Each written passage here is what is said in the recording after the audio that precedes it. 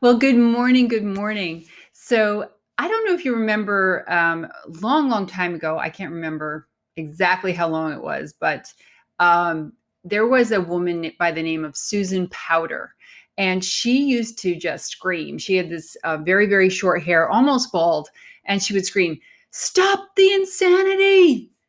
Stop the insanity." Now, it was all about health and fitness and things like that. But I think that we need to sometimes stop the insanity in our lives.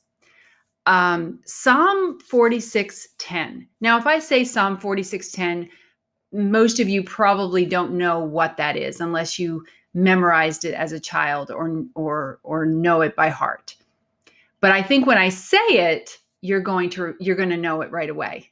Psalm 46:10 is be still and know that I'm God. Be still and know that I'm God. When I first heard this, I heard this in more of a gentle tone. Be still and know that I'm God. Shh, everything's going to be okay, right? As I started to really apply the all in process and really started to think about where I wasn't all in and what I wasn't doing well and where I needed to really follow God's leading, I heard it in a different way. I heard, be still and know that I'm God. More of like, you're an unruly child. You are not paying attention. Sit down and listen. In the Message Bible, this verse actually says, step out of traffic. That is really good. That's a good visual, right? Because I think that we're running in so many different directions. But let me ask you this. If you were headed somewhere and it was really important for you to get there, but you needed gas in your vehicle, would you go without getting gas? Probably not, because you want to make sure that you get to where you're going and you need the gas, right? This is exactly how your life is, okay? You want to get into your life, but you are not running on a full tank. You need gas. You need to fill up your tank before you can move into the day, move into your life. You need to stop and give some acknowledgement to God. Recognize Him as being the source of everything in your life. He is not a resource. He is not like, oh my gosh, God, I'm in a mess. I need your help. That is not how we're supposed to be talking to God. God is our source. Yesterday, I talked about how everything you do flows from your heart.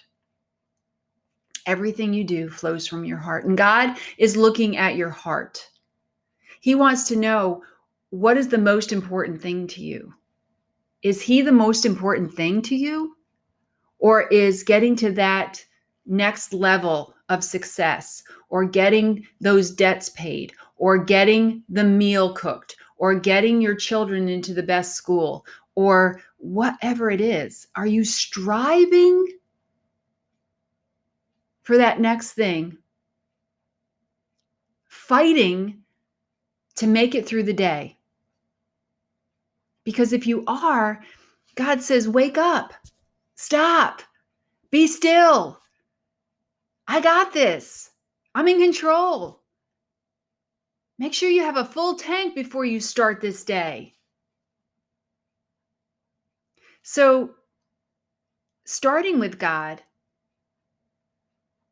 and staying with God throughout the day is going to be a little bit of a challenge, because if you're anything like me, changing that mindset, like we were talking about yesterday, and really making those changes is not easy. So what can you do? Well, when I first started, I would put up Post-it notes everywhere. I put up Post-it notes to remind me to talk to God, remind me that God's in charge. I might have some, just some reminders like that, or maybe Bible verses. Maybe putting up "Be still" all around the house will remind you who's in charge. I actually put alarms on my phone. so that my phone would go off throughout the day and I'd be like, oh, now you can't do any one thing for a very, very long time because you're going to get accustomed to it and it's going to be routine and you're not going to really pay attention to it. So you need to keep changing it up a little bit.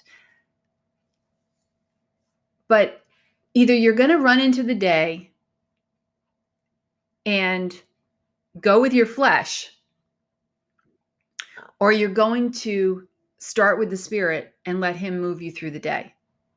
This is really, really important. You know, the chaos that's around you, the chaos that you experience in your life, the stress, the worry, the anxiety, the fears, the doubts, the lack of income, the lack of being able to eat right, the lack of being able to sleep correctly, is because this chaos that's out there is a reflection of the chaos inside you.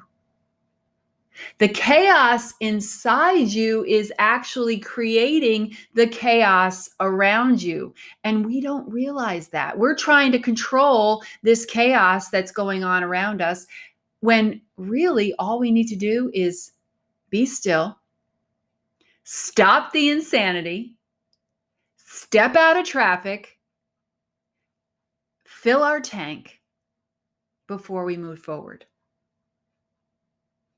I hope this was a blessing for you today. I hope that you will hear the message, that you will understand that it starts with your relationship with God. It starts here. It doesn't, you can't control and you can't organize everything that's out there that's going on around you, but God can. God does the how and you do the do. Have a great day.